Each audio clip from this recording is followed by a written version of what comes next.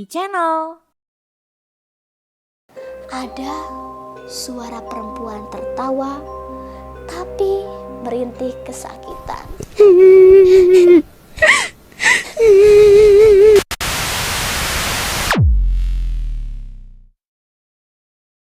Bayangkan gangguan-gangguan yang sering terjadi di kantor lama, kini terjadi juga di kantor yang baru kepada salah satu karyawannya. Mulai dari gangguan suara hingga ada sekelibat bayangan hitam.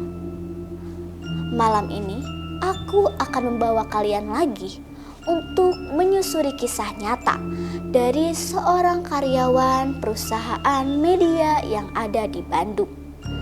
Meskipun sudah pindah kantor, tapi gangguan itu masih saja terus terjadi dan kejadian yang dialaminya masih saja tak bisa dipikirkan oleh logika. Bersama aku, Rizka Amalia, selamat datang di Keung. Shh, jangan sombong.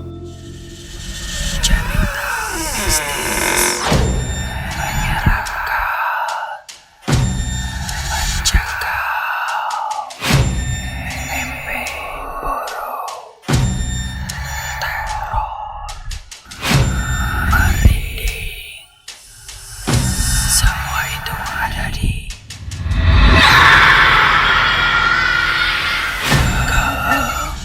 Jangan Sombong. Halo pemirsa, gimana nih kabar kalian semua? Semoga masih pada hidup ya. Dan setelah nonton acara ini, semoga kalian gak mimpi buruk. Nah, sebelum kita masuk ke ceritanya, buat kalian yang nonton di televisi, jangan lupa untuk ajak kerabatnya, teman-teman kalian untuk menonton acara ini. Dan buat kalian yang nonton di YouTube, jangan lupa share sebanyak-banyaknya ke teman-teman kalian agar kita bisa sama-sama merasakan hal menakutkan yang akan datang sebentar lagi. Apalagi buat kalian yang nontonnya sendirian, lampunya dimatikan, hati-hati deh ya. Jangan sampai ada yang menemani kalian, tapi bukan manusia. Cerita malam ini adalah cerita dari seorang karyawan salah satu perusahaan media yang ada di Bandung. Ia memulai bekerja di kantor barunya kurang lebih ada sekitar 2 bulan dengan pekerjaan dan job desk-nya yang baru. Dan kita sebut saja namanya Siska. Hari itu adalah hari Kamis. Yap, betul sekali. Pada saat malam Jumat lagi dan lagi. Sekitar jam 3 sore, sepulang bekerja dari luar kantor, Siska memutuskan untuk sedikit bersantai dan melepaskan rasa penatnya setelah bekerja seharian di luar. Meskipun dia terhitung masih baru di pekerjaan yang barunya sekarang, akan tetapi tanggung jawabnya sudah seabrek-abrek. Jadi mau tak mau Siska harus bisa mengerjakannya. 20 menit berlalu. Siska melepaskan rasa penatnya. Saatnya Siska untuk melanjutkan pekerjaannya yang sedikit tertunda saat istirahat tadi. Mulai dari A sampai J, dia mencoba untuk menyelesaikan pekerjaannya tersebut.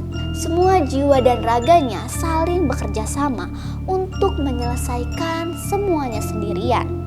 Karena itu adalah tanggung jawabnya. Kebetulan sore itu hujan turun lagi. Jadi tidak membuat emosi karena panas di kepalanya. Waktu kian berlalu. Tak terasa jam sudah menunjukkan pukul 5 sore. Tapi hujan masih saja belum reda dan hujan masih turun dengan sangat deras. Seperti tidak memberikan kesempatan untuk Siska pulang tanpa hujan-hujanan. Karena hujannya begitu deras dan bahkan sampai pukul 6 sore. Hari itu sekitar pukul jam setengah 7 malam. Hujan mulai reda dan mengecil. Di kantor baru, ruangan Siska ada di lantai 3. Dan kebetulan juga saat itu semua karyawan hampir sudah pulang, tapi Siska masih sibuk dengan pekerjaannya. Tak lama dari situ ada seorang OB yang masuk ke ruangannya untuk melakukan tugasnya, yaitu membersihkan ruangan dan membersihkan meja setiap karyawan. "Siska, kenapa belum pulang?" tanya heran OB kantor. "Masih ada pekerjaan Pak, dikit lagi lah nanggung," jawab Siska. "Sibuk ya sekarang mah, atau dari luar juga masih hujan Siska," sambung OB kantor. "Nah itu Pak, jadi sambil ngerjain kerjaan biar cepet beres. Nah sekalian juga nunggu hujan reda biar pulangnya nggak hujan-hujanan," saut Siska. "Ya udah tuh, Bapak sambil bersih-bersih nggak apa-apa?" tanya OB kantor. "Nggak apa-apa Pak, aman," jawab Siska. Dan di ruangan itu hanya ada Siska dan OB kantor, yang dimana keduanya sibuk dengan pekerjaannya masing-masing. Siska sesekali melihat jendela untuk memastikan hujan udah reda atau belum. Dan ternyata masih hujan, meskipun hujan tidak terlalu deras seperti saat hujan pertama kali turun tadi. "Masih hujan?" tanya OB kantor. "Masih sih Pak, tapi udah kecil," jawab Siska. "Terus mau pulang kapan atau Siska?" tanya OB kantor. "Bentar lagi sih kayaknya Pak," jawab Siska. Nah sambil menunggu hujan benar-benar reda, Siska memutuskan untuk melanjutkan pekerjaannya yang sebentar lagi beres. Sementara OB kantor yang tadi sedang beres-beres di ruangan karyawan pergi meninggalkan ruangan itu dengan Siska yang sendirian. Dan saat itulah terjadi gangguan pada Siska. Syur! Sekelibat bayangan hitam tiba-tiba melintas di depan meja kerjanya, menuju ke ruangan yang lain. Betapa kagetnya Siska melihat hal tersebut. Akhirnya Siska beranjak dari tempatnya dan berjalan ke arah bayangan itu yang masuk ke ruangan lain.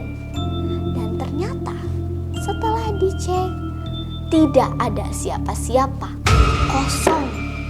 Dari situ Siska masih berpikir positif. Mungkin cuma perasaannya aja, apalagi dia di ruangan ini sendirian. Tapi lagi dan lagi bayangan hitam itu melewat di depan meja kerjanya Siska. OB yang tadi ada di ruangan Siska juga masih belum kunjung datang. Nah, karena Siska merasakan hawa-hawa yang aneh, udah gak enak, langsung Siska membereskan tempat kerjanya, mematikan komputernya, dan langsung beranjak pergi untuk turun ke lantai 1. Dan ada gangguan lain yang menghampiri Siska. Saat Siska akan turun ke lantai 1 dan berjalan ke arah ruangan tempat penyimpanan helm. Setelah Siska beranjak dari ruangan itu dan berbalik badan menuju arah pintu keluar, tiba-tiba dari arah belakang Siska mendengar ada suara perempuan tertawa tapi merintih kesakitan. Deg, deg, deg, deg. Jantungnya berdegup dengan kencang. Rasa takut mulai menyelimuti dirinya. Tubuh dia tiba-tiba kaku dan bahkan aliran dingin dari kaki sampai kepalanya mengalir dengan cepat. Siska berhenti sebentar dan menenangkan dirinya. Tadinya Siska ingin melihat ke belakang untuk memastikan siapa sih yang tertawa itu. Tak lama tubuhnya kembali terkendali. Daripada ia melihat ke belakang, lebih baik Siska memilih untuk cepat-cepat kabur dan pergi menjauh dari sumber suara itu. Dan bergegas untuk pulang. Dan akhirnya kejadian itu berlalu sudah. Tapi apakah semuanya benar-benar sudah selesai? Tentunya belum. Ingat, mungkin saat ini kau merasa aman, duduk di tempatmu dan dikelilingi cahaya. Tapi siapa tahu kamu tidak sendirian, dan siapa tahu orang yang ada di sampingmu adalah bukan manusia.